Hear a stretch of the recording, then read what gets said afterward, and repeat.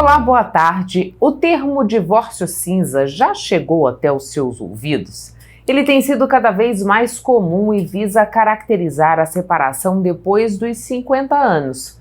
Conforme dados do Instituto Brasileiro de Geografia e Estatística, cerca de 30% dos divórcios atualmente ocorrem nessa faixa etária. Em 2010, esse índice era de menos de 10%.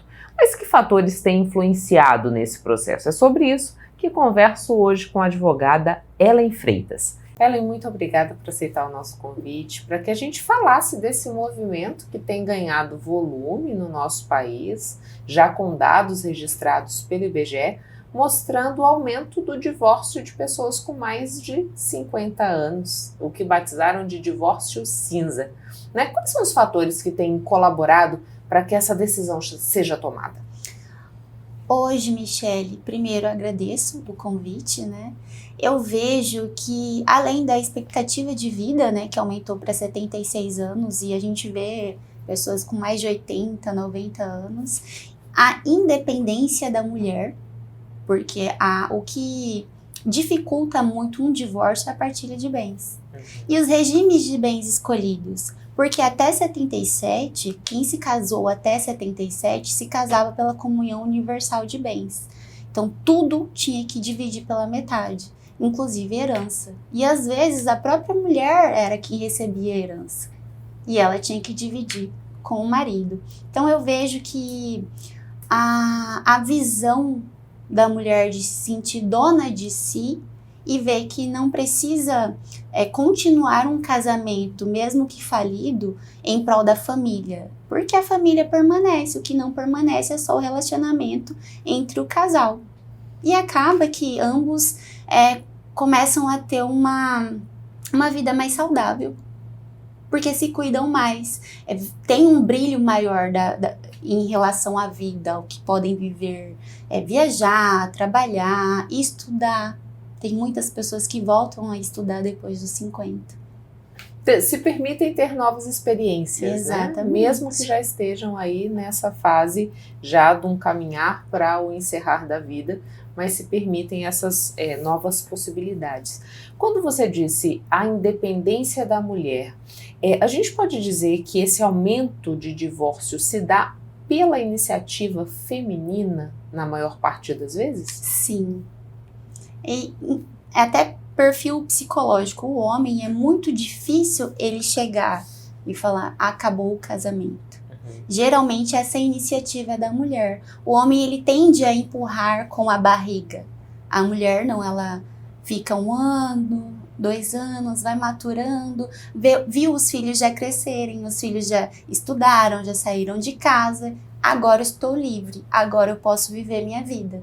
A partir de então, geralmente elas pedem o divórcio. Proporção de percentual não posso te dar, mas o que entra no meu escritório, geralmente quem toma a iniciativa de fato é a mulher. Raras as vezes que os homens chegam, eu decidi separar, sair de casa, ela não quer.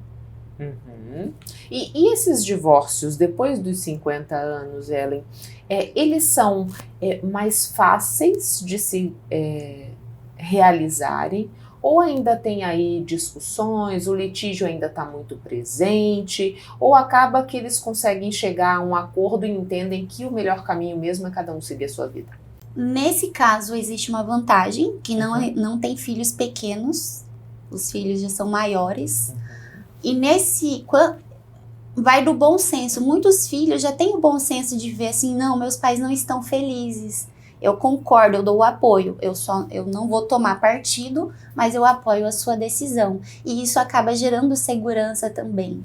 A questão de partilha de bens, nessa idade, geralmente já estão mais maduros. E aí eles fazem, geralmente, os que eu fiz, finalizaram amigavelmente. E chega a ser engraçado, porque a gente é acostumado com briga, questão de criança, de filhos, e eles chegam, não, eu já conversei com ela, eu liguei pra ela, eu liguei pra ele, eu só quero minutar, doutora. Eu sinceramente, acabo me assustando, porque é uma maturidade, eles não querem mais perder tempo. Então, gerar uma briga é perder tempo. E o motivo não é uma traição, porque a traição, quando gera dor, Aí gera litígio. É desgaste. E ambos veem que existe um desgaste e não querem mais. É da convivência de muitos anos, pequenas coisas que foram se acumulando e que levaram a esse afastamento. Exato. Uma vantagem desses casais é que eles se tornam amigos. Eles estão há muito tempo juntos, se respeitam, mas não tem mais aquele elo afetivo de marido e mulher, mas tem amizade. Eles construíram uma família juntos. Então, a maior proporção dos casais que finalizam relacionamentos após os 50 anos são mais maduros, são pessoas que já se tornaram amigas e facilita esse deslinde do fim. Porque a única coisa que tem é registrar, de fato, o decreto do divórcio e a partilha. Eu fico com tal coisa, você fica com tal coisa. Às vezes, ambos têm independência financeira, então põe o imóvel à venda, desocupam o imóvel. Então, é mais prático, mais fácil, mais rápido. A gente conversava antes de começar de fato a nossa entrevista e falava assim, olha, o que de fato acontece agora é que há uma homologação ou uma externalização daquilo, mas que já acontecia há algum tempo. Você pode falar um pouco disso, Ellen? Porque me parece que muitas vezes essas uniões que são longas, muitas vezes elas não são longas porque elas são saudáveis, mas elas são longas porque existe toda uma preocupação com o que a sociedade vai pensar, né? Com um status que se quer manter, com uma honra que não poderia ser maculada, e me parece que aos poucos isso vem se descaracterizando ou pelo menos mudando um conceito do que é esse estar junto ou não. Sim, inicialmente é uma mudança de geração, porque lá na época dos nossos avós, as mulheres eram criadas para cuidar do lar e da família, e os homens para construir patrimônio. Lá, a mulher tinha uma dependência 100% do que o homem trazia para casa, e tinham lá 5, 6 filhos. Como alimentar esses 5, 6 filhos? Como direcionar esses 5, 6 filhos? Então, e a questão da religiosidade também. Então, era apregoado a necessidade de manter aquela família. E muitos casais se separavam de fato, dormiam em quartos separados. Muitas das vezes o homem já tinha outra família, não regular, como não casado, né, mas uma união estável com uma outra família, e a mulher aqui acabava aceitando. Hoje, com essa mudança de geração, não apenas algumas mulheres continuam dependendo financeiramente dos homens, só que hoje existem mais direitos. Existem as pensões para ex-mulheres, muitas das vezes, quando finaliza um relacionamento, essa geração tem gratidão. Eu vou deixar a casa para fulana porque fulana cuidou de mim e dos meus filhos a vida inteira. Então é uma mudança cultural dessa outra geração que viu as mães sofrerem, e ambos, né, mas geralmente as mães sofrerem para segurar um casamento falido, que já de fato tinha acabado, mas não de direito, não um divórcio homologado. E ela se privava de situações e se colocava ali como uma grande mantenedora dos serviços, assim, digamos, enquanto esse homem tinha a liberdade de poder ter novas experiências. Exatamente. E quando você fala desse tornar-se amigo, também é um processo que facilita esse convívio em família, né? Porque você disse assim, os filhos já cresceram, aqui eles entendem a situação, não tomam partido, mas diz, vou apoiar. Então, esse fato de estarem próximos, de ter essa possibilidade de convivência, também é um fator que facilita. Sim, existem experiência minha, almoços de domingo com o papai e a mamãe separados, com a nova esposa, o novo marido ou não, com os filhos, com os netos, tirou aquela visão de que o ex é inimigo, de que a ex é um risco para a atual. Hoje em dia as pessoas elas veem as famílias mosaico que chama, acabam se unindo em prol do quê? Dos filhos, dos netos, porque faz bem esse convívio. E os atuais acabam entendendo por quê. Às vezes é uma mulher de 40, 50 anos, um homem de 40, 50, 60 anos que também querem conviver com seus respectivos familiares. E acaba virando uma grandiosa família. Eu tenho essa experiência também, assim, de vir de uma família reconstruída. De vir não, né? De pertencer a uma família reconstruída. Meu marido já tinha passado por outras relações, teve filhos, e hoje a gente convive com a primeira esposa, né? Então, assim, Natal, Ano Novo, almoço de domingo, é o aniversário dos netos, dos filhos, e é uma convivência harmoniosa, e a gente virou amiga, e ela frequenta também a minha casa, e é uma coisa muito tranquila. Isso, por que não, né? Exato. Se não for um inconveniente, né? Porque tem que ter um acordo de ambos. Sim. Se não for um inconveniente, por que não? Porque pro benefício dos filhos. Talvez você tenha se colocado como filha. Eu gostaria que meus pais tivessem essa convivência harmoniosa.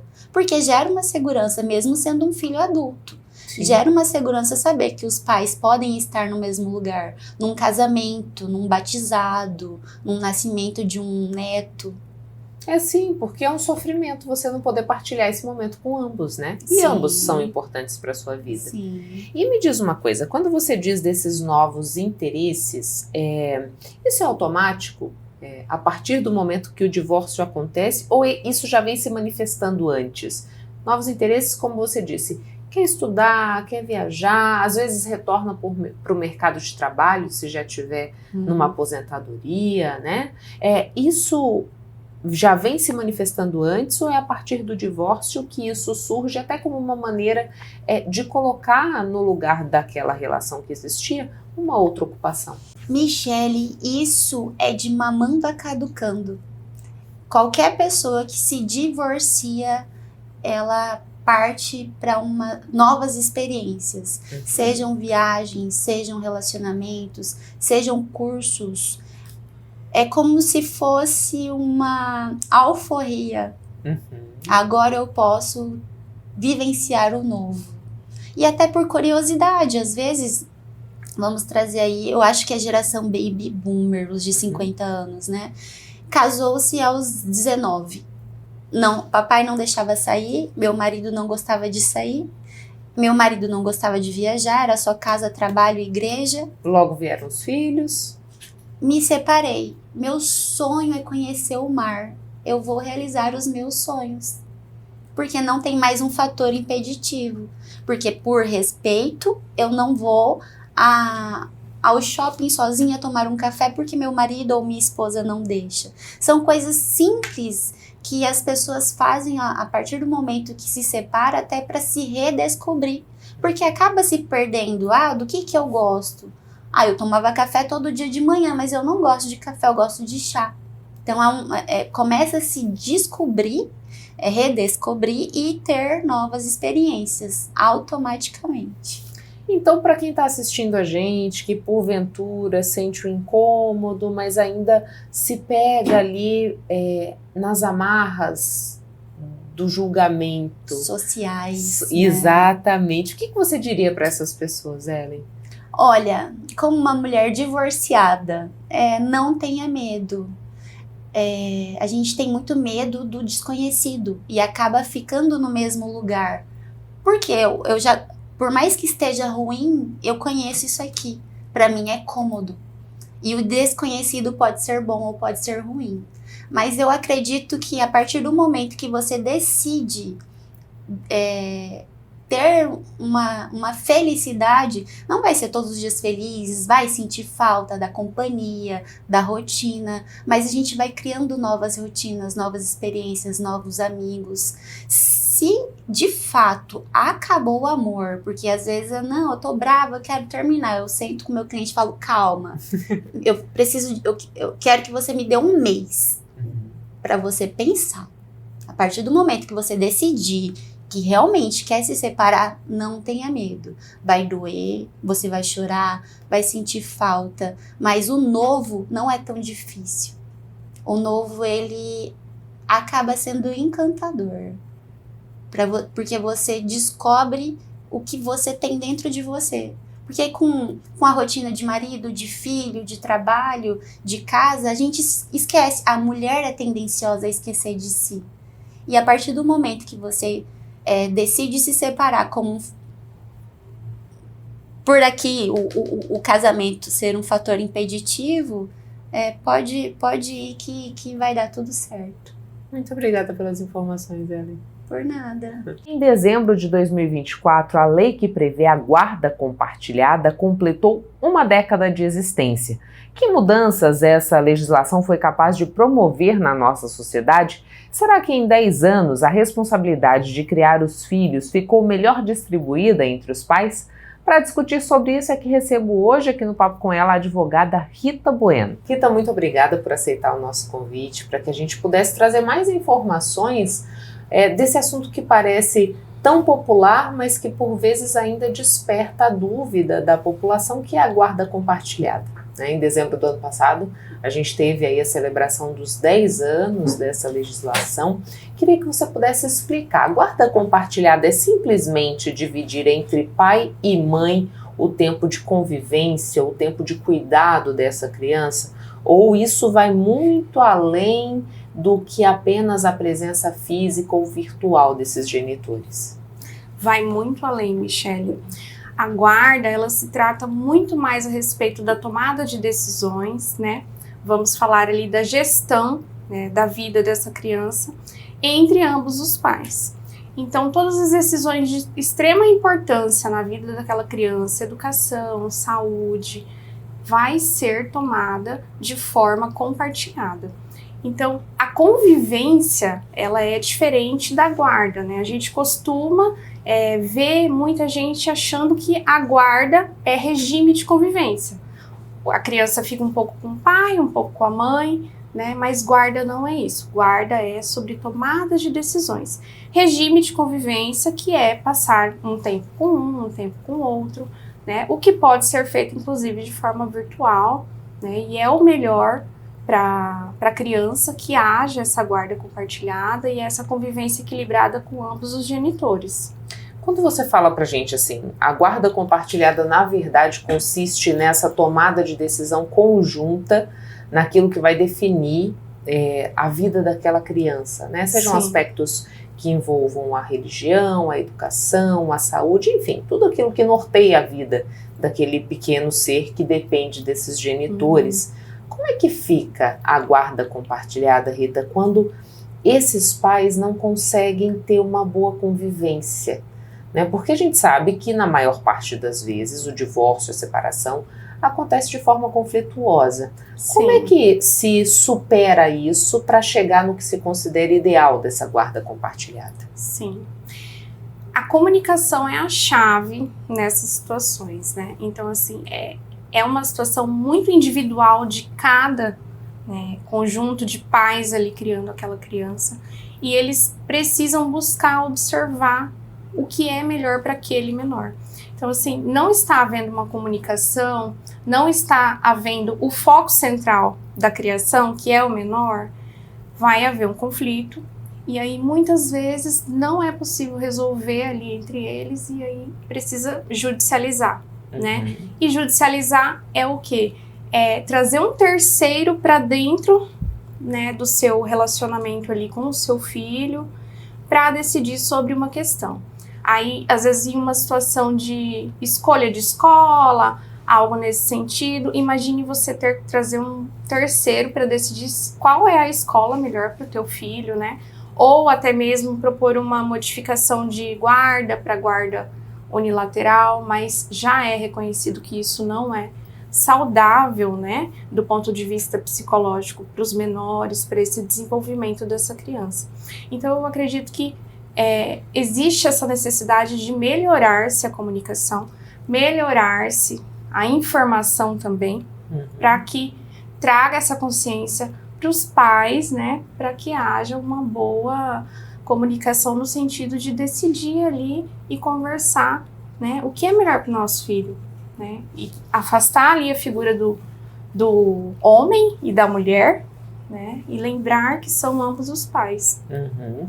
E Rita, nesses 10 anos, a gente teve alterações na legislação que fala sobre a guarda compartilhada, ou desde a sua aprovação a legislação é a mesma até esse ano de 2025? Sim, houve alterações no sentido de complementar e regularizar o que já vinha acontecendo. Porque nos casos judiciais, muitas vezes os juízes já fixavam, né, a guarda na modalidade compartilhada por ser o melhor para o desenvolvimento do menor, conviver com ambos os pais. Então, a alteração na legislação ela veio acontecendo nesse sentido. Ela vem regulamentando o que já vem acontecendo na prática, tá? Então, 2008 surge a guarda na lei, né, a guarda compartilhada. 2014 existe a alteração em relação à guarda compartilhada, tornando ela a guarda obrigatória, né? Então, entrou com uma ação que vai discutir guarda, o juiz normalmente vai determinar a guarda compartilhada. E, recentemente, em 2023, houve uma alteração também, né, sobre a situação de violência doméstica. E houve a inclusão de um artigo que diz que quando os pais não estiverem de acordo ali em relação à guarda do menor, será fixada a guarda compartilhada, exceto se houver indícios, né, riscos ali de uma violência doméstica, algo nesse sentido. E como tem que ter em todo o processo, né, o contraditório, uma ampla defesa, eu entendo que essa alteração ela trouxe mais uma vez uma regularização, uma regulamentação do que já existia, né? Então, são essas as alterações que existiram ao longo desse tempo. Em que situações vai ficar definido que a guarda compartilhada não é a melhor opção, e sim a guarda unilateral? Em situações que um dos genitores não tenha a capacidade, a cognição, né, não demonstre ali ser o melhor, né, guardião para aquela criança. Então, assim, é difícil ocorrer uma situação muito exata para que esse pai, né, ou essa mãe não tenha a guarda do filho, né? Ele tem que fazer algo muito grave, não só fazer ser alguém muito grave, ser alguém que não é capaz de educar aquela criança, né, moralmente, ser alguém que não é capaz de estar ali ao lado dela e formar, né, um adulto que essa criança futuramente vai ser. Então, por isso que nessas ações, normalmente, quando é pedido, né, a guarda unilateral, sempre vai haver um estudo psicossocial. Então, há uma equipe multidisciplinar dentro, né, dos fóruns, e eles fazem esse estudo, vão até a casa, né, de ambos os genitores, verificam como é a convivência, conversam, né, com essas pessoas, conversam com o menor também muitas vezes, não para que ele escolha, mas para saber como é que ele vê, né, aquelas pessoas ali com ele. E também existem as situações que às vezes a criança não quer, né, estar ali, não quer conviver, não quer. Então existe essa situação também. Seriam nessas situações a situação de não ocorrer a guarda compartilhada e optarem pela guarda unilateral. A guarda compartilhada, quando se coloca nesse contexto, né, de uma separação, ela também vai falar sobre, por exemplo, a pensão, ou isso é discutido num outro momento e num outro contexto, Rita? Normalmente, se existe uma separação, um divórcio ali que envolve um menor, obrigatoriamente vai haver essa discussão da guarda e da pensão, né? Por quê? Tanto a guarda como a pensão, ela é um direito do menor. Então, guarda, né? Pensão, dever de sustento, né? Os pais têm o dever de sustento, que é o que a gente chama de poder familiar, né? Então, nasceu a criança, nasce o poder familiar, que é o dever que eu tenho de sustentar, o dever que eu tenho de educar, né? Então tem todas essas situações. Então não existe isso de fazer um divórcio. Se tem um menor, não vou falar de pensão, não vou falar de guarda. Existe essa necessidade de reconhecer como que aquela criança, né, uma proteção dessa criança. E realmente tem que ser assim, né, penso eu. E você considera que nesse período em que a gente teve a instituição da guarda compartilhada, houve um maior equilíbrio entre essa responsabilidade dos genitores na criação dessa criança? Porque muitas vezes o que a gente vê? A mãe sendo a maior responsável por essa missão, né? Seja porque o pai foi embora, seja porque o pai está presente, mas de fato não se coloca nessa criação dessa criança. Então a gente pode dizer que a legislação ela impactou de alguma maneira nesse entendimento social de que os dois são responsáveis por esse indivíduo? Existem muitas coisas a serem melhoradas ainda, Michele. Eu penso que a informação ela é crucial, né? Para que todos conheçam, não só ouvir falar sobre guarda compartilhada, porque tem muito disso, né? Todo mundo escuta falar sobre guarda compartilhada, né?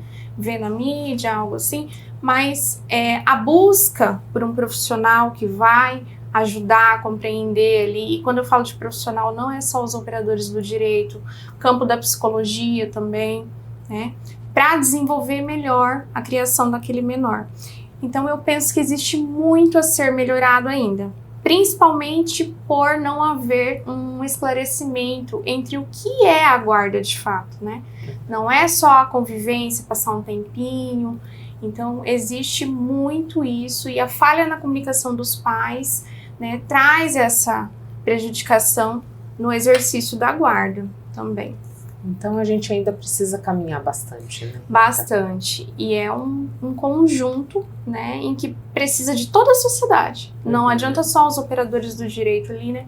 O advogado, o defensor público, o juiz, fazer a parte dele. Claro que a gente tem o dever de informar, de orientar, né? Mas a sociedade também precisa buscar, precisa se conscientizar que ali existe um menor. E o melhor interesse sempre tem que ser do menor. Então, toda tomada de decisão tem que envolver o que é melhor para ele, né? E Rita, a gente está falando da guarda compartilhada e você dizia assim, né? Que é esse contexto de que os dois tomem as decisões que vão impactar a vida dessa criança. Muitas vezes a gente escuta relatos, por exemplo, existe a guarda compartilhada, mas um dos genitores não consegue ter acesso às informações da educação, não consegue ter acesso às informações de saúde. Pelo fato de haver a guarda compartilhada, esse genitor pode ir diretamente na escola ou acessar diretamente o médico que faz esse acompanhamento? Sim, porque ambos são guardiões, né? Nessa situação de guarda compartilhada. Então, às vezes, existe, às vezes não. Aí a gente está em um claro, né, caso de falta de informação. Esse genitor que ele não tem o acesso a esse documento, né, muitas vezes ele não sabe que ele pode ter acesso a esse documento. Ou então, a outra parte também está privando ele dessa informação, né? Então, mais uma vez, a gente chega nesse ponto da informação. É importante que essas pessoas que têm a guarda compartilhada saibam que elas têm sim, né, o dever e o direito de acompanhar tudo, de gerir, né, e ter acesso às informações em relação a tudo que envolva essa criança. Aqui mais uma dúvida, porque acho que esse é um assunto que acaba vindo à tona, né? Todas as vezes que a gente fala de separação, de crianças envolvidas, a questão da pensão, porque muitas vezes acredita-se assim, há a separação, a guarda é compartilhada, essa criança vai passar a maior parte do tempo com a mãe e o pai tem a responsabilidade de pagar a pensão. Se em determinado momento essa dinâmica se altera, a criança passa a passar mais tempo com o pai, essa mãe também se vê responsável por pagar uma pensão? Sem decisão que determine isso, não. E o fato de muitas vezes essa criança estar ali passando um tempo com o pai, né, nessa situação, a mãe seria a guardiã com a residência de referência, né? Ambos os pais possuem o dever de sustento. certo? Então, nessa situação, como a mãe tem a residência de referência, ela está com aquela criança ali na casa, né, o tempo todo, já existe aquele sustento também, é fixada a pensão para o outro genitor que não está na casa de referência fazer o pagamento. Então, ainda que essa criança passe tempo ali com ele, né, porque existe muito isso, né, está com a mãe, então eu não vou pagar a pensão, está comigo, então eu não vou pagar a pensão, né?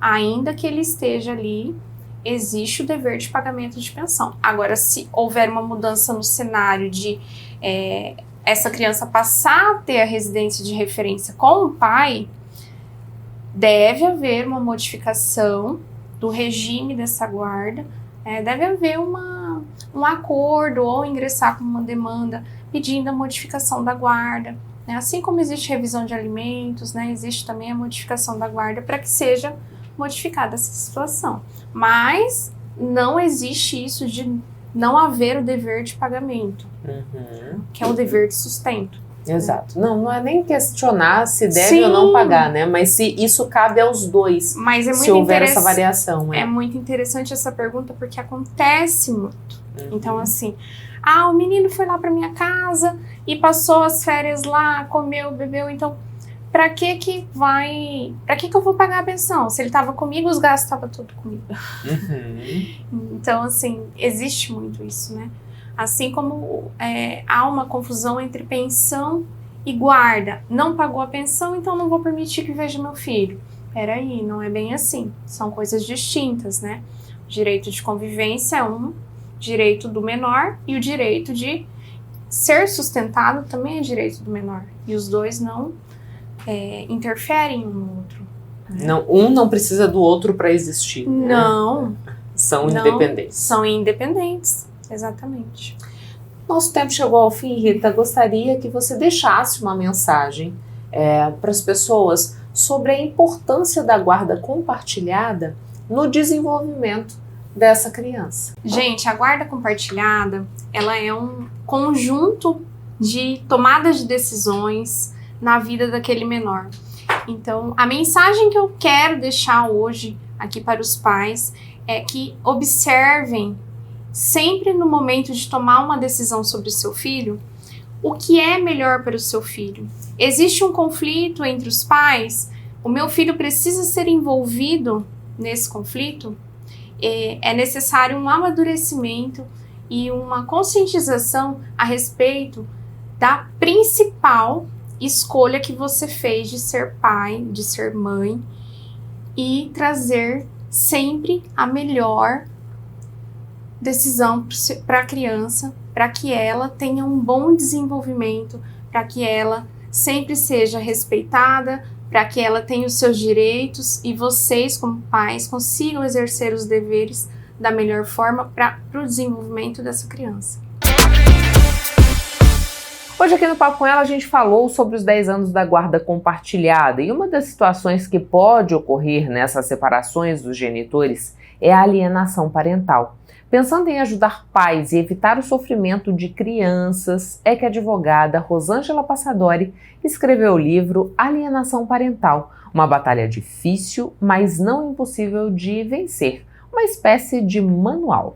Ao contrário do que muitos acreditam, a alienação parental não se restringe aos genitores e pode ser praticada por outros responsáveis ou familiares. Com o intuito de ampliar o conhecimento da sociedade sobre o tema, a advogada Rosângela Passadori aborda essa questão em seu livro. Eu comecei atuando na área criminal, acabei me especializando na área criminal e até tive assim, um certo reconhecimento. Mas com o decorrer dos anos, né, a gente vai mudando, a gente vai tendo outras percepções e fiz uma transição para a área civil, né? E quando eu estava nessa época de transição do civil, eu atuava assim um pouco de tudo, um pouco generalista. Mas os conflitos familiares sempre, desde o início da minha profissão, sempre estiveram presentes, né? Então eu atuava num escritório onde eu era a única mulher da sociedade, nós éramos em 4, 5 sócios e eu era a única mulher. Então tudo que vinha de questão familiar, divórcio, questão de guarda, alimentos, acabava vindo para mim. porque eu era mulher e eles viam que assim, a mulher tem mais sensibilidade para lidar com isso. E a experiência do dia a dia mesmo, né, ao longo dos anos, eu fui percebendo que as pessoas não sabiam o que era alienação parental, né? Muitas pessoas cometem alienação parental até mesmo sem saber o que estão fazendo. E o judiciário, infelizmente, devido à carga excessiva de processos, não consegue atender as demandas de uma forma rápida e eficaz.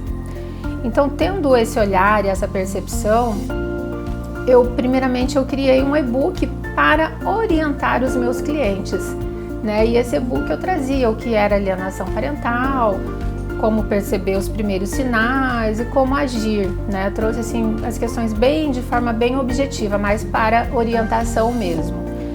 E aí o e-book teve uma repercussão muito boa e eu pensei, por que não aprofundar o assunto e tornar esse material mais, né, um material melhor e que possa ter mais divulgação. Foi aí que surgiu o livro, Alienação Parental, uma batalha difícil, mas não impossível de vencer. A obra aborda a questão da interferência psicológica e oferece orientações direcionadas aos pais. Trago a importância da guarda compartilhada, o que é alienação parental, como perceber os primeiros sinais, como combater a alienação parental. Só que assim, toda a abordagem do livro é para que nós tenhamos assim uma resolução sem ter que levar ao judiciário, né? É realmente para orientar os pais, orientar a população do que é alienação parental e como tratar ela, né? Até orienta a buscar ajuda do profissional da psicologia, tudo. É um verdadeiro manual. Esse livro ele foi criado para o público leigo, não para os operadores de direito. Então é assim, para realmente a pessoa que não tem nem ideia do que é alienação parental poder entender e evitar, né? E como que eu vou dizer, se prevenir, se precaver para não estar cometendo ou então se estiver sendo vítima, né, para saber o que fazer. Embora não se trate de um ato relacionado ao gênero, observa-se que a maior índice dessa prática ocorre por parte das mães. Muito importante saber que a alienação parental não é uma lei de gênero, né? Tanto o pai pode cometer alienação parental, como a mãe pode cometer alienação parental, ou os avós, os tios, e esses atos de alienação parental são atos assim, começar a falar mal do genitor ou da genitora, depreciar tudo que o genitor ou a genitora faz, começar a dificultar o convívio da criança com esses pais, ou com o pai, né? Normalmente acontece muito, infelizmente, maior, né, o índice são as mães alienadoras. Claro que existem pais alienadores também, mas o maior índice são de mães alienadoras.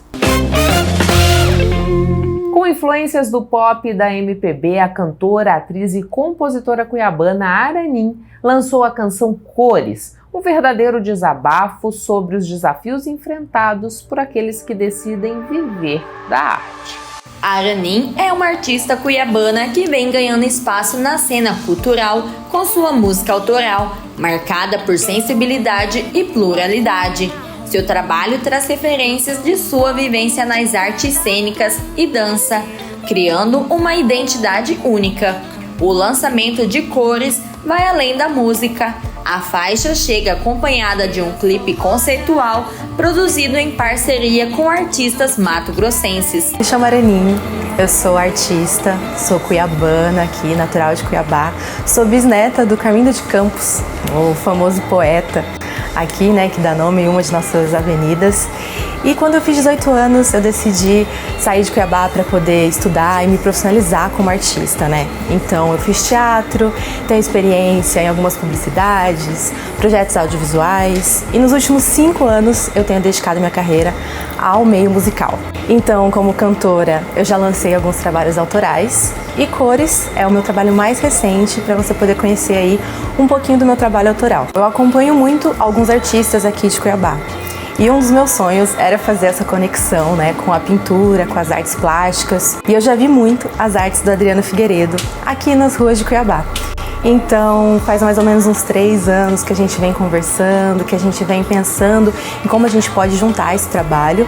E Cores foi a oportunidade perfeita que a gente encontrou para trabalhar juntos. Então, sou eu, como cantora e compositora, o artista plástico Adriano Figueiredo e a diretora Maria Reis, todos mato-grossenses, e a gente está muito orgulhoso desse trabalho. A canção composta por Aranin aborda as incertezas e os desafios enfrentados por aqueles que trilham o caminho da arte, bem como o início das experiências da vida. A música Cores, ela tem várias temáticas. E uma delas é sobre o caminho do artista, a gente se reafirmar como potencial de criação. Então tem uma frase muito importante na música que diz: eu sou tudo que eu quero ser. E é muito importante pra gente lembrar da nossa potência, mesmo que algumas pessoas insistam em falar, bom, vai pelo plano B, ai, será que é isso mesmo? Não, foi uma frase assim pra reafirmar mesmo a minha potência como artista. E existe também uma outra temática que é pra gente pensar como a gente nasce como uma folha em branco e as nossas experiências, nossas conexões com as pessoas vão nos colorindo e a gente vira, né, uma pessoa que é um mix aí de experiências mesmo. E o trabalho do Adriano Figueiredo tem tudo a ver com isso, porque é muito colorido. E a gente conversando, ele falou, nossa, isso aqui é a tradução do meu trabalho, bora fazer junto. E aí tem esse resultado de um videoclipe, né, que está disponível no YouTube e a música em todas as plataformas digitais.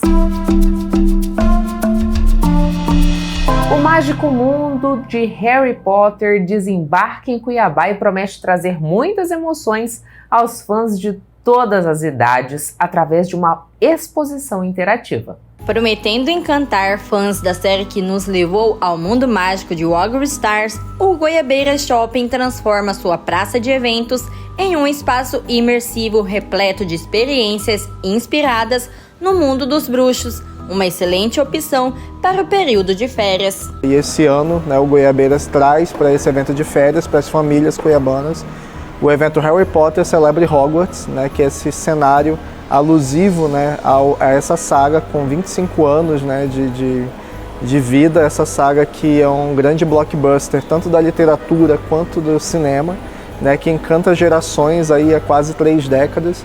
Então, o Goiabeiras, conhecido por trazer eventos inéditos, eventos realmente que oferecem uma grande experiência para o povo cuiabano, né, trouxe esse evento para encantar todas as famílias. Acontece do dia 14 de janeiro até o dia 27 de fevereiro, vão ser 45 dias, então dá para todo mundo vir, voltar, repetir quantas vezes quiser, e abre todos os dias a partir do meio-dia até as 20 horas. As inscrições acontecem pelo site e é totalmente gratuito. A exposição interativa permite que todos se encantem e viajem por esse universo de magia, oferecendo uma experiência inesquecível. Os cenários do evento, eles são alusivos a espaços do filme, espaços famosos do filme. Então a gente tem logo na entrada o chapéu seletor, onde a pessoa vai sentar e ser escolhida para uma das 4 casas da escola de Hogwarts. E na sequência a gente tem um jogo alusivo ao quadribol, né, esse esporte desse mundo mágico. A gente tem também o salão comunal da Grifinória, onde as pessoas vão poder, através de uma capa de invisibilidade, se filmar ficando invisíveis. A gente tem também uma sala de poções, onde as pessoas vão poder, através de uma brincadeira, de um quebra-cabeça, ativar efeitos especiais dentro do cenário. E a gente tem também uma sala com Kinect para a pessoa lançar o feitiço do patrono, o espectro patrono, e aí a pessoa lança o patrono numa TV. Então tem vários cenários interativos, também tem muitos espaços instagramáveis. Então tanto para aqueles que querem se divertir dentro do evento, quanto aqueles que querem tirar foto, prestigiar, o evento atende essa audiência. Totalmente democrático, então para quem é Potterhead, né, para quem é fã de Harry Potter, vai conseguir identificar os elementos do filme no evento, vai conseguir divertir, interagir, mas para quem também não é fã, também vai conseguir brincar, se divertir, porque todos os cenários são extremamente fáceis de usar e extremamente divertidos, né? Então a nossa expectativa é muito alta com o lançamento da informação para a cidade. A gente já teve um boom de comentários, de engajamento, então a gente está muito crente que o evento vai ser um sucesso.